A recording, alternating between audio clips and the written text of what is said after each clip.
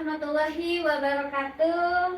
Halo ayah dan bunda, selamat datang di podcast Yayasan Ar-Rahman Sanja. Bersama saya Alia Rahmawati yang akan menemani ayah dan bunda dalam berbagai informasi yang menarik seputar pendidikan, kegiatan sekolah, dan hal menarik lainnya. Pada kesempatan kali ini kita akan membahas dua topik menarik, yaitu kegiatan ekstrakurikuler dan sistem administrasi di Yayasan Ar-Rahman Sanja. Bersama saya telah hadir dua narasumber yang akan berbagi informasi secara langsung. Nah, yang pertama ini ada Ibu Emma selaku pembina ekstrakurikuler di Yayasan Ar-Rahman Sanja. Selamat datang Bu Emma. Terima kasih Bu. Assalamualaikum ayah dan bunda semuanya. Perkenalkan saya Ibu Emma. Senang sekali bisa memberikan berbagai informasi tentang kegiatan ekskul atau kegiatan ekstrakurikuler yang ada di Yayasan Ar-Rahman Sanja. Baik, yang kedua dengan Ibu Resti selaku staf administrasi keuangan di Yayasan Ar-Rahman Sanja. Selamat datang Ibu Resti. Terima kasih. Assalamualaikum ayah bunda, saya Ibu Resti. Mudah-mudahan pada hari ini kami bisa memberikan informasi yang bermanfaat bagi ayah bunda semua. Amin, amin, Allahumma amin. Baik, tanpa lama-lama kita akan langsung memulai perbincangan. Nah, baik Bu Emma, kita mulai dari ekstrakurikuler ya Bu. Boleh, siap. Nih, banyak orang tua yang penasaran mengenai kegiatan ekstrakurikuler. Boleh nggak sih Bu diceritakan apa saja yang tersedia di Yayasan Ar-Rahman? Oke, siap. Baik. Ayah dan bunda, saya di sini akan menjelaskan beberapa kegiatan ekstrakurikuler yang diberikan atau yang dibuat oleh Yayasan Ar-Rahman Sanja itu untuk tingkat SMP ya, Bu Ali, untuk semuanya ya. Oke, untuk kegiatan ekstrakurikuler yang pertama itu ada ekstrakurikuler pramuka, ya kan? Jadi ekskul pramuka itu merupakan ekskul wajib, gitu. Jadi setiap peserta didik diwajibkan untuk mengikuti kegiatan ekskul pramuka, gitu kan. Yang kedua ada ekskul hadroh. Jadi ekskul hadroh itu ekskul yang tidak wajib. Jadi boleh diikuti atau tidak diikuti oleh para peserta didik yang baru ataupun yang lama. Dan yang ketiga yaitu untuk ekskul futsal. Jadi kegiatan ekskul futsal ini kita akan memulai kembali setelah kemarin sempat vakum dan sekarang akan dibangkitkan kembali untuk ekskul futsalnya. Gitu. Baik Bu Emma, Ya. menarik sekali ya Bu. Oke, Lalu apa sih Bu manfaat yang bisa dirasakan oleh peserta didik nih ketika mengikuti kegiatan ekstrakurikuler? Oke, baik. Untuk kegiatan ekstrakurikuler ini kita ingin menumbuhkan atau mengembangkan potensi anak yang mereka miliki, ya kan? Dimana setiap anak itu berbeda ya. Maksudnya berbeda apanya? Yang pertama berbeda pola pikirnya. Jadi ada anak yang memang mungkin berpikirnya secara cepat, ada yang lambat.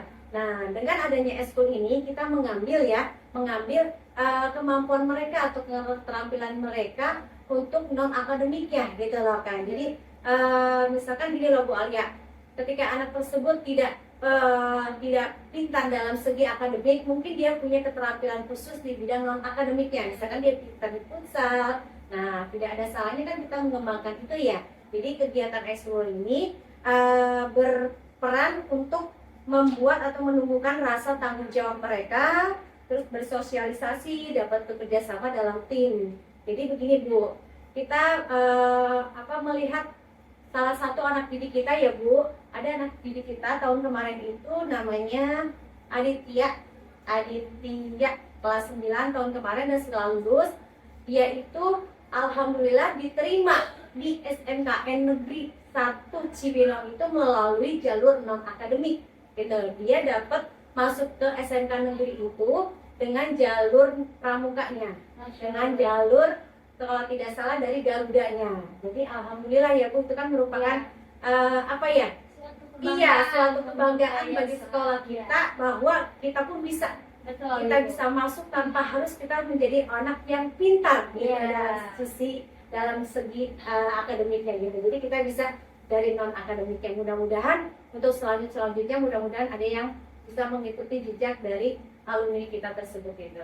Masya Allah sekali ya Bu Emma. Jadi melalui kegiatan ekstrakurikuler ini anak dapat berkembang atau mengembangkan potensinya, khususnya di non-akademik. Terima kasih banyak Bu Emma atas penjelasannya. Sama-sama. Nah, Ayah dan Bunda, sekarang kita akan beralih ke informasi terkait sistem administrasi pembayaran bersama Ibu Resti. Baik, Ibu Resti, saya ingin bertanya nih Bu mengenai sistem pembayaran di Yayasan Ar-Rahman Sanja ini. Mengapa di sini itu lebih dianjurkan membayar melalui tunai atau cash, Ibu? Baik, terima kasih Bu Alia. Yayasan Ar-Rahman Sanja ini menerapkan sistem pembayaran secara cash karena dalam metode ini kita berharap ada bentuk kehati-hatian dalam proses pengelolaan administrasi keuangan. Nah, dengan metode cash ini, wali murid yang membayar ke sekolah kami itu secara langsung nanti bisa diverifikasi dan diberikan bukti secara langsung berupa kwitansi pada saat itu juga. Jadi metode ini akan menghindari berbagai resiko kalau dengan bukti kalau pembayaran secara transfer itu ada resiko kesalahan nominal, ada kesalahan juga dalam proses pembayarannya yang nantinya akan merugikan bagi kedua belah pihak. Adapun seandainya harus ada metode transfer atau mungkin ayah bunda ingin melaksanakan secara transfer, itu hanya diizinkan bagi ayah bunda yang berada di luar kota. Dengan demikian administrasi menjadi lebih aman, tertib dan transparan. Baik Ibu, berarti transfernya tetap diterima dengan syarat dan ketentuan yang berlaku ya? Betul. Semua itu mudah-mudahan ayah bunda bisa memahami ya dengan peraturan atau kebijakan yang kami buat di Ar-Rahman ini supaya lebih aman dan nyaman. Baik, jadi kebijakan ini diterapkan bukan untuk menyulitkan orang tua, tetapi untuk menjaga keamanan pembayaran dan juga ketertiban administrasi ya Bu. Iya, baik. Terima kasih banyak Ibu Resti atas informasi yang telah disampaikan pada podcast kali ini. Nah, baik Ayah dan Bunda, dari pembahasan kita hari ini dapat kita simpulkan bahwa kegiatan ekstrakurikuler di Yayasan Ar-Rahman Sanja ini menjadi salah satu sarana bagi peserta didik untuk mengembangkan minat, bakat, serta membentuk karakter yang positif. Nah, selain sistem pembayaran administrasi yang dilakukan secara tunai merupakan bentuk komitmen Yayasan Ar-Rahman Sanja dalam menjaga keamanan, ketertiban dan transparansi administrasi keuangan demi kenyamanan bersama. Nah, terima kasih kepada Ibu Emma dan Ibu Resti atas waktu dan informasi yang dibagikan pada podcast kali ini. Semoga pembahasan hari ini dapat memberikan informasi yang bermanfaat bagi ayah dan bunda mengenai kegiatan ekstrakurikuler dan juga administrasi keuangan di Yayasan Ar-Rahman Sanja. Jangan lupa untuk terus mengikuti informasi terbaru melalui media sosial resmi Yayasan Ar-Rahman Sanja. Saya Alia Rahmawati beserta seluruh narasumber pamit undur diri. Wassalamualaikum warahmatullahi wabarakatuh.